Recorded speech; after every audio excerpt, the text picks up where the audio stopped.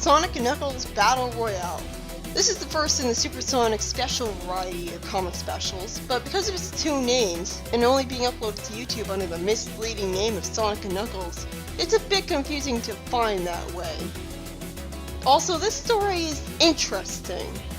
We start out with the Freedom Fighters on a plane trip to Angel Island because of a distress call, with Dulcie's presence reminding me that despite appearing for one line in issue 46, she never got to actually do anything, other than make a great snarky retort against Jeffrey in a story that hasn't been properly concluded yet. I hope she'll actually justify her presence this time. Looking at this image of Sally referring to Rotor telling them at the campfire that Knuckles had found the Sword of Acorns reminds me of my first ever experience with this issue. As I alluded to at the start of the video, I read this at the time of the Sonic & Knuckles special review from confusing the two stories because this story was called Sonic & Knuckles. And I was in absolute awe of the beautiful art of this panel. As a result, this issue served as a milestone for the comic. The point in which the artwork of the comic reached a level of excellence. Because you can really tell that this looks a lot better than when the comic was back in the Sonic & Knuckles adaptation. Although I think the comic always at least looked good. Aside from, like, Sonic looking weird occasionally. Anyways, Knuckles' radioed message, because he's fine with using radio transmission now, said that the island was under siege. It said that the Freedom Fighters had been searching for hours without finding any sign of a battle, and the minute Vector showed up and said dubiously that he was sent to send them packing without the sword, I immediately assumed that he and the rest of the Chaotix had been brainwashed. Again. Something's gotta be up. I kind of feel sorry for Knuckles here, as based on his past bad history with Sonic, Sonic just believes this right away and says that he can't be trusted. After a very pointless feeling fight that's completely unsatisfying to see, the Chaotix disappear with Archimedes' smoke and retreat. They cut to Knuckles spending time with the Chaotix, and I was very confused until finally Knuckles asked the Freedom Fighters why they had threatened them on the radio that they were coming there for a fight. Oh, so that's what's going on. The Chaotix aren't brainwashed, they're all just very, very gullible. And all at once fell for the trick without even questioning it at all. Not even Espio questioned it, and he's supposed to be the only sane man of the group. You know what, I think I would have liked the brainwashing thing better.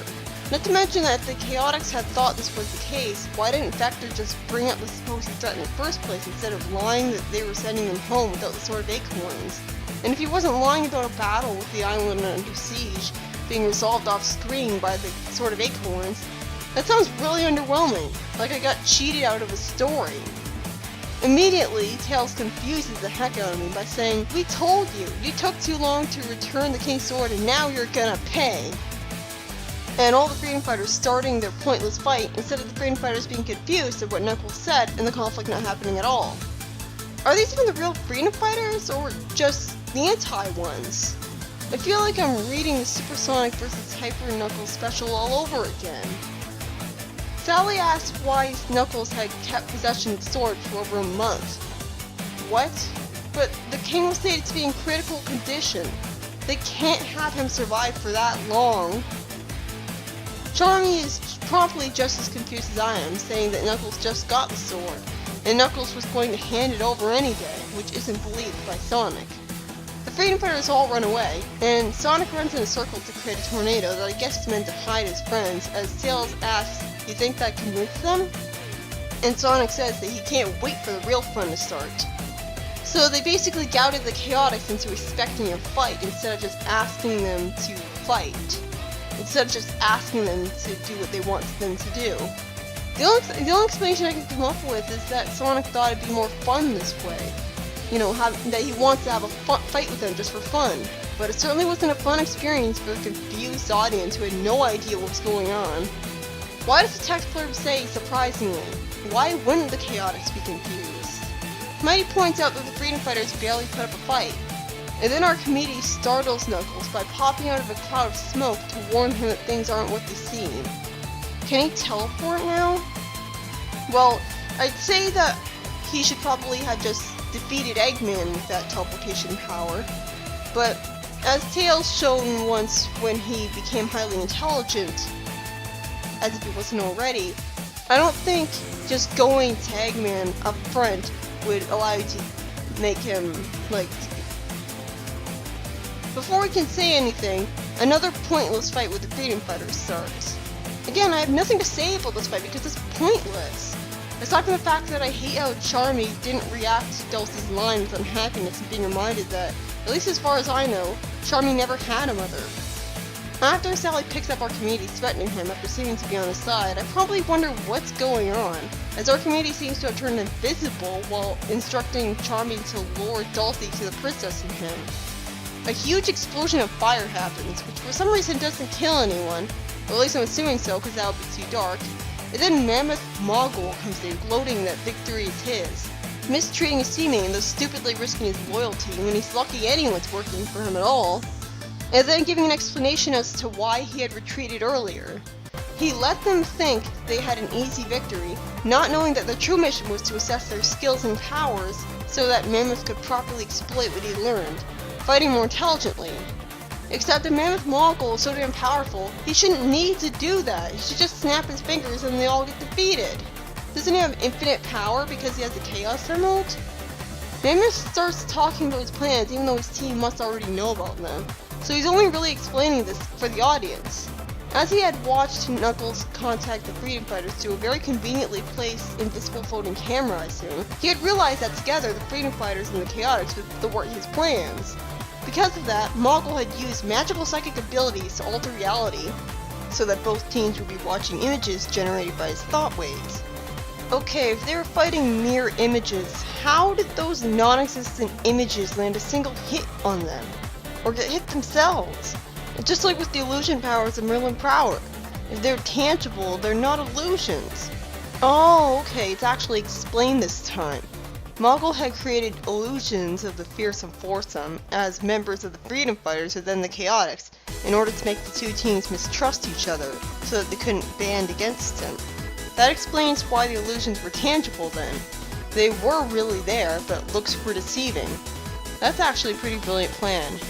Fortunately, all of the heroes show up teamed up together, and it's explained that Sally and Archimedes both got really suspicious, being the respective common sense brains of the group, and believing that the real enemy would be watching, they put on a little performance to cover their plan, which was what Sally grabbing him was. I kind of suspected that, making them think that they'd all been vaporized by a giant fiery explosion.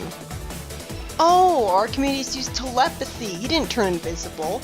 Hard to tell with the comic. I should have figured from the way his text boxes looked. It's kind of annoying, because you know, like he can apparently teleport, and now he has telepathy. I don't know. I mean, the smoke makes sense because he's a fire ant smoke, but they seem to be giving him all sorts of magical powers out of nowhere. Not them really complaining. I mean, it's a fire ant movie, and nothing's really too ridiculous for that concept. I guess Mogul can't tell that someone else is a psychic then, because he was surprised by his telepathy. By the way, I'm glad he at least said psionic, or however you pronounce it, instead of psychic, because obviously psychics have never been known to have the ability to disguise their friends as other people like Mogul did with his mind. It's explained that while Mogul was distracted by the flames, Archimedes teleported everyone to safety. Sally explains that Mighty said that the powers of the nearby Archimedes helped him to escape, but the problem is that the Chaotix know that Archimedes had to touch you, and while he had disguised his soldiers, he didn't disguise their powers. Bunny says that everybody knows she only has super strength in a robotic arm, and now I feel stupid for not noticing that, but it was only one panel, so it was easy for me to overlook that in the commotion of everything else. Then it's said that the fake Sonic wasn't nearly as fast as the real Sonic. Tails asks why only 4 of the 6 Chaotix had attacked them, and Charmy asks how come 7 Freedom Fighters landed when only 4 attacked them. And then Sonic says that there's no way a nice guy like Mighty would have attacked him without talking at all first. So basically, this is the Sally miniseries issue 3 situation when the plan was so complicated that they needed to have a whole bunch of panels after the fact explaining all the subtle foreshadowing to the audience. I'll admit this is pretty brilliant when you know what's going on. I can imagine the story would be a lot better in the second read when you know that nobody's actually acting out character for the sake of giving the audience some bites. The problem is, by creating that assumption, the story was not in any way a fun read on the first time until it got to the foreshadowing explaining part. And even then, I'm sure the foreshadowing explaining part isn't nearly as fun on the second read because you already know that stuff, and so it's just exposition dumping. Antoine demands Moggle to hand over the Sword of Acorns without being afraid of him, because apparently Knuckles lost it for some reason and it was found by him. Why the hell would Knuckles lose the Sword of Acorns in the first place? Wouldn't he just hold on to it at all times? Moggle seems too powerful, and Archimedes tries to use the Chaos Emerald against him. And then, well, I'm really glad Tails explains this later, he blew him out of the universe. I'm glad they said this because I had no idea what was going on. That's a problem with the comic being just a series of still images. I was kind of expecting that he would use the Chaos Emerald and then it would just be taken from him, because that was exactly what Moggle wanted, was a Chaos Emerald. And he has an affinity for them, so it would just have him take it and make him stronger. Knuckles explains that Archimedes had taken a chance that one Chaos Emerald might blow up another after being attracted magnetically to the other one. Still, I've never seen this sort of thing happen before with the Emeralds, so it honestly feels like a lazy Deus Ex Machina rushing Moggle being defeated as fast as possible. That was not a satisfying ending. Also, I have no idea where the sword was left behind when Moggle was taken to another dimension. Moggle was holding the sword, so the same logic applying to his clothes being taken to the other universe should also have applied to the sword. I guess the Chaos Emeralds just decided to be nice to the heroes that day and knew that they deserved to get the sword, somehow. Actually, this does get explained later. So in a heartwarming moment, Knuckles solemnly gives Sally the sword, and Sally knights him as Sir Knuckles, which is fortunately not a title he's ever called again, or at least I hope so, because it sounds really silly and only makes me think of his role in Black Knight. We already had a Sir Knuckles, thank you. Granted, it was a lot later in the series' history. The Freedom Fighters return to Knot Hole with sun setting, and while Text Blurb irritatingly spoils the fact that a surprise is waiting for them in the Secret Sanctuary, Sally tells Rhoda to contact Uncle Chuck because she's certain that with his help, they'll be able to retrieve the Crown of Acorns, and says that she'll start her research in her hut with Nicole. For some strange reason, now the king is uncrystallized, but immediately makes me suspicious by acting like a snob, not looking at her, and asking what's become of her regal bearing for no reason. Completely oblivious to the fact that by knighting Knuckles earlier, she actually had acting like a royal figure. So, what's the no royal bearing thing? Really, the only thing King Acorn leaped out the sky is that he remembered to say, "My dear Sally." I'm very suspicious right now, and I'm under the assumption that this isn't the real deal and they somehow possessed and impersonated King Acorn. Meanwhile, Moggle brags that he's manipulated every event, from his seeming ineptitude, which did confuse me since he was supposed to be smart, to his ultimate destruction. And he brags that he planned all of this somehow from the start in order to keep everyone from knowing that he got away with the real Sword of Acorns. So he had a fake sword already there?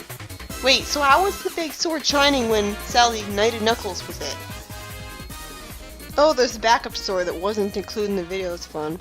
Antoine is talking to himself instead of thinking, and in his non-native language for some reason, and wondering what was so special about his map that his father had to hide it in the hilt of his sword. A sword that's now his own. Unfortunately, he has an inexplicable jerk moment where he just tells Bunny to buzz off and mind her own business. Although for some reason I'm only sad about this because he's being an inexplicable asshole to his future girlfriend. I don't really care otherwise. I wonder why. Anyways, after that out-of-character moment that's only attempted to be made up for, with Antoine saying apathetically that he'll apologize to Bunny later, he says that the map is long since outdated thanks to Robotnik changing the landscape of the area. Snively, on the other hand, is still at home without Eggman, so that's a refreshing change of pace. I guess he's still on that island after all. He then finds a map of a budding circle, whatever that is, and he uses a computer to conveniently tell him all about it, saying that nothing is safe where the Krudzu are concerned. Krudzu? At this point I misremembered that as being a name related to the Eve superintelligence, but sadly it's not. That would have been a little more interesting. After Snively sees a map with Robotropolis on it, we cut back to Antoine. We talked about how both maps, because he has two maps now, have one complete side. the X on the complete side being at a place called Budding Circle. Well, that's certainly a coincidence that both he and Snively have the same map. Antoine continues that the ground at Budding Circle couldn't take the strain of the metallic plants called the kudzu and collapsed into the earth. Oh! That's where I heard kudzu before. That's amazing, they're actually referencing that cool concept from all the way back in issue 1. I forgot that's what those plants were called because it was such a stupid name that didn't tell me anything. Antoine wonders if Eggman is hiding more of those metallic plants there. Hell, I hope so, I'd love to see that concept come back. He also wonders if the map would lead to the most powerful of power rings. I'm still wondering why the hell this map was found in the sword of Antoine's father. That's almost as bad as Uncle Chuck's map to Sonic's bronze baby shoes being found hidden in an underground hideout in Knothole that he hadn't even known existed at the time. Antoine decides rationally to go to his next destination alone. I guess because he's too egotistical and thinks he'd be fine, and also because he says that the south side of Robotropolis is a smelly sewer and so no one would go there. You know, except for robots, and Eggman since he apparently loves to smell toxic waste. So basically all of your enemies could be there. Great job. Antoine says that a tunnel leads straight to the city, and comes to the conclusion that telling anyone else would mean giving an incomplete report, and so he'd rather do this on his own. That's no excuse for getting himself in huge danger. Unfortunately, Bunny hadn't decided to spy on him and follow him to Robotropolis again, because he's making a huge mistake, and without him doing it for Tails to justify it this time. You'd think he'd be too cowardly to try this. And I'm guessing he's dressing up in that green hat and stuff just to look cool for an ego boost. We cut to Snively complaining about the south side of Robotropolis' smell, so he's already a more believable character than Robotnik is. And it's interestingly revealed that Snively had created some egg robos to be a part of his own personal army, and doesn't want them to be picked up on any seismographs of Eggman's. He fantasizes about potentially finding some kudzu seeds and sending them Eggman's way to eat everything he's built to the bone, including Robotropolis, right? Which Snively is living in? Well, he wouldn't send them to Robotropolis, but he said eat everything he's built, which would include Robotropolis. Antoine shows up in hiding and realizes that Snively has the other half of his map. Somehow. He finally decides to tell the others after lampshading how strange it would be for his father to have a map like this, but slips on some steel pipes and attracts attention to himself in the process. I was almost incensed at the idea that the story was just going to end there on a cliffhanger to be continued later, but fortunately the story continues in the same issue. Really, what is the point of having stories end in like part 1, part 2, as if it's a bunch of episodes of a TV show? After he nearly escapes into a sewers area and has some difficulty finding Uncle Chuck's locator because he has so many pockets, but promptly gets ambushed by some egg robos, showing a contrast between himself and Sonic, as he says that while Sonic would say something snappy right now, he's too serious and tense at the moment to think of anything. Antoine gets his hands on a ring and wonders if it'll work for him like it does for Sonic. Why wouldn't it? Are rings selective? You'd think that since rings are so common, how they work would be common knowledge on Mobius. So why is he even asking this? He explains that the rings enhance a person's natural abilities if they're pure of heart. I never heard of that before. I thought they just made you invincible. This sudden lore about the rings comes out of nowhere, but it at least serves to power up his strength enough so that his sword slices right through the egg robos. But I would have expected him to be able to do that anyways. And that's about all the badass moments he's allowed to get. Even then it's hardly too impressive. As immediately he gets chased by some more egg robos and only makes it because he somehow creates 2 holograms of himself going to different tunnels by reflecting light. I have no idea what's happening here. He tells Chuck what had happened recently, with Chuck saying that everyone had noticed his absence and been wondering if he had been captured. And Chuck says that Rotor had been tracking some strange seismic activity in the area Antoine had been in, and had taken Sonic and Bunny to check in on it. Why would he ever go to a place where he thinks there might be an earthquake? Once again, Antoine arbitrarily insists that he must do something dangerous alone. But this time it's for a noble reason, as he says that if it weren't for him arbitrarily not telling anyone what he was up to, this wouldn't have happened. He runs off before Chuck can stop him, and throws Sonic the ring while he's under attack, Bunny shoots a laser from an arm cannon, while Rotor complains he doesn't feel so good for some reason, but immediately snaps out of it, so that was pointless. Rotor says, "You didn't call these guys, did you, Antoine?" I feel funny about him just accusing Antoine of doing that to them so easily. Antoine may not be a good person, as his scheming against Sonic in issue 40's arc proved, but he wouldn't want to help Eggman. He's Eggman! Who would? And he just shrugs off that accusation, with it never being brought up again. Antoine tells his friends to follow him because he knows the way, and Bunny asks why the SWAT bots aren't following her down there, wondering if they didn't come for them. Oh, great. Robotnik comes back, in a backup story and in a special of that. He shows up in a flying airship he made, shouting at Snively for making attack robots more powerful than his, saying that he had gotten an anonymous call that he was having some new superpowered bots there. Don't worry, it's explained who made the call. Snively lies, terrified that those were his digging robots, saying that he was testing a toxin that destroys ground structures, namely forest stuff, when the Freedom Fighters attacked, destroying all of his research and the digging robots with them, explaining away why Eggman won't be able to find all that research. Throughout all of this tedious line, I'm wondering two things. One, why Eggman doesn't realize this is an obvious lie and instead says he'll pay for the so-called arrogance. And two, how Snively can talk when Robotnik is holding his neck. And the story ends with Antoine mentioning that Uncle Chuck had made that anonymous call to Eggman, because he can totally call Eggman when he was on a remote island with no contact with anyone else. If Eggman could just call any robot of his, why didn't he just call robots to take him out of the island a lot faster? Why did he have to build an airship? And he says that he still doesn't know what's on the upper end of the map, but maybe he will someday. And the story ends with me very disappointed that the metallic plant robots never showed up. Were they even there in the first place? The main story was by Kent Taylor and Ken Penders. The story was just confusing.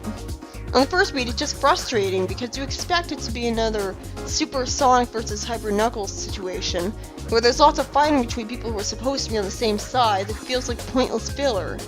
And now it's even worse because instead of it starting from just one character having a grudge, it's the entirety of both teams seeming to act out of character. When I first read this story and I saw what I thought was the Chaotix threatening the Freedom Fighters, I'd assumed that they were brainwashed, either by the Enchantress, who had made plans to make them her slaves earlier, or by Mammoth Mogul. I think that would have been a lot simpler, and a part of me wishes they had just gone with that because watching the fake illusions was just confusing and frustrating when I didn't know what was going on. Looking back on it, after all of the subtle foreshadowing was explained, I felt pretty stupid for not noticing all of it and figuring things out. In my defense, I don't think the comics ever stated before that Archimedes needs to touch someone to perform his vanishing act. And I caught the mighty not being nice thing in that I assumed the Chaotix had been brainwashed because of the way they're acting in the first place. But when I said these weren't the real Freedom Fighters, I was actually expecting them to be the anti-Freedom Fighters provoking another fight disguised as them. And that was sarcasm. Again, that would have been a lot simpler and easier to understand. Looking at the explanation of what had been going on and how Sally and Archimedes naturally had gotten suspicious of it all, and how Mogul somehow predicted that and predicted exactly what they would do, I do feel like it was pretty clever writing, but that doesn't change the fact that it wasn't fun to read it on the first time through, not knowing that this wasn't the result of terrible writing. And when a story isn't fun to read the first time through, I'd say that's bad writing all by itself. I mean, you can't just assume that a story is going to be one that you'll want to read again. If I don't have fun reading a story the first time through, what inclination do I have to go back to it? Even the Sally miniseries with its underlying fake Sally plot was much more enjoyable than this. For the first two issues, the fake Sally stuff only appeared at the very end of each issue, so it was really out of the way, and not knowing it wasn't the real Sally did nothing to hinder my enjoyment by making me confused. She was in character the whole time, so it really wouldn't have mattered if she was a real Sally or not. Here you need to know that the writers knew what they were doing, or you'd think that it's just a dumb story where the two teams fight each other uncharacteristically for the stupidest of reasons, Sonic Rivals style. And even with Mammoth Mogul's convoluted plot out of the way, a convoluted plot that I'm not sure he even needed because if he was so damn powerful with the Sword of Acorns at that, he should have instantly defeated all the heroes anyways. The lead up to the confrontation with Moggle was full of pointless filler because of all the prior fights feeling so pointless. It was just like the Supersonic vs. Hyper Knuckles special there. They were both heroes. They should be both on the same side. Why are they fighting? Not to mention, I just realized a plot hole.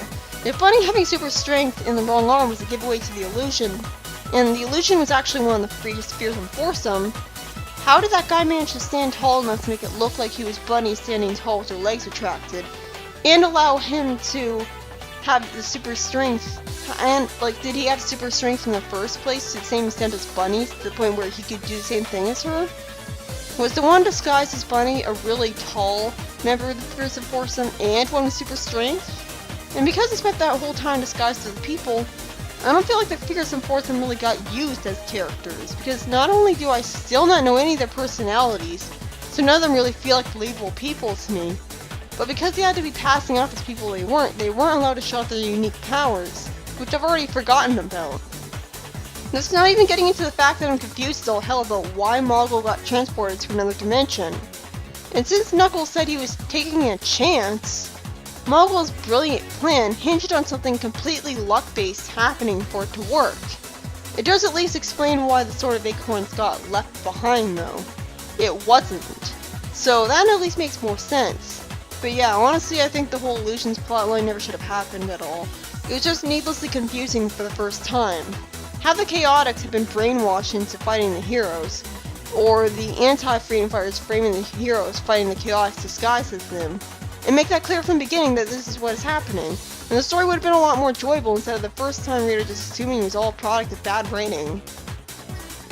In the backup story by Tom Rolston, a new writer, at the very least it showed that Antoine could be competent on a mission all alone, but in general it was just frustrating. He uncharacteristically told Bunny to buzz off and kept it to himself what his map business was. Bunny uncharacteristically didn't try to find out what he was up to and follow him on his mission like in a similar situation. Antoine's father apparently had a map of a place Snidely had the other half of, and this is never explained. So basically all of this combines to make the story just happen for no real reason. And the worst part is that I don't think Antoine is a sympathetic protagonist. So the story was just tedious with just him in it looking all serious the whole time. As if I'm supposed to take him seriously and think that Antoine, of all people, is a badass. I'm sorry, but no, he doesn't have any special powers. It's like he's just some regular guy. It's not like he can shoot lasers out of his arm or anything. And yet the only time he was not taken completely seriously was when he slipped on something, being clumsy, like the time he tripped down a snowy hill and fell in front of a frozen caveman. I guess he was written too seriously and competently, constantly having a negative scowl on his face that makes him look totally unsympathetic. But that at least can be excused because it's by an inexperienced new writer who didn't know any better. If this was supposed to be a satisfying solo story for showing Antoine's competence, then it failed to get me respect for him, as all he did was wander around, run from robots, use a ring to get a very temporary power-up, and somehow make holograms of himself in a Deus Ex Machina. And that ring thing, I expected him to be able to do even without the ring. All this concluding Eggman unceremoniously coming back way too damn early for me, before Snidely could ever do anything remarkable as the main villain. He had just gotten a new group of robots built. And Antoine never does apologize to Bunny. So combined with the plant robots not showing up again when I was led to believe they would, and the story was just a huge disappointment. It wasn't another Antoine and Bunny story where Bunny would sneak along to protect him, and it wasn't a story about plant robots. It didn't even explain anything, it didn't even explain the origin of the maps, the whole reason the plot happened in the first place. So the maps just feel like they're dropped out of the sky and showed up purely for the sake of the plot, like that treasure map. In general, I didn't like this issue. The first story makes you think on the first read that it's just a terribly arbitrary excuse for two teams to fight, and even when you know what's going on, those fights still feel boring and unsatisfying. And the second story is just an annoying disappointment because Antoine isn't the sympathetic protagonist for it, and it sets up expectations that it never delivers on.